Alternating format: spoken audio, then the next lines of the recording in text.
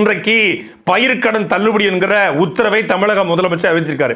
என்ன அறிவிச்சிருக்காரு அப்படின்னா, கூட்டுறவு வங்கிகளின் மூலம் 50,000 வரை பயிர்க்கடன் பெற்ற குறு விவசாயிகளின் விவசாய கடன் முழுமையாக தள்ளுபடி செய்யப்படும். அதாவது கூட்டுறவு வங்கியில் 50,000 வரை பயிர்க்கடன் பெற்றிருந்தா, அது குறு விவசாயிகளாக இருந்தால் 50,000 வரை தள்ளுபடி.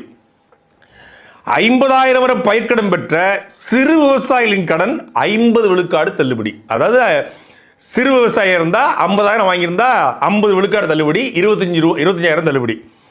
50,000 60,000 வரை பெற்ற குறு விவசாயிகளுக்கு 40,000 தள்ளுபடி. 50,000 60,000 வரை பெற்ற சிறு விவசாயிகளுக்கு 20,000 தள்ளுபடி.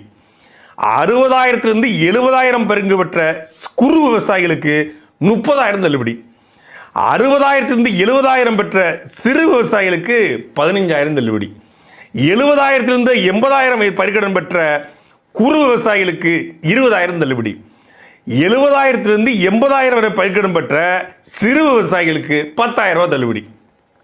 80,000 90,000 பெற்ற குறு விவசாயிகளுக்கு 10,000 தள்ளுபடி. 80,000 90,000 பெற்ற சிறு விவசாயிகளுக்கு 5,000 தள்ளுபடி. 90,000 1 லட்சம் வரை பயிர்க்கடன் பெற்ற குறு விவசாயிகளுக்கு 10,000 தள்ளுபடி. 90,000 1 லட்சம் வரை பயிர்க்கடன் பெற்ற சிறு விவசாயிகளுக்கு 5,000 தள்ளுபடி. 1 லட்சத்துக்கு மேல் பயிர்க்கடன் பெற்ற சிறு குறு விவசாயிகளுக்கு 5,000 தள்ளுபடி. 1 லட்சம் ரூபாய்க்கு பயிர்க்கடன் பெற்றவங்களுக்கு 5,000 ரூபாய் தள்ளுபடி. 95,000 ரூபாய் விவசாயி கட்டணும்.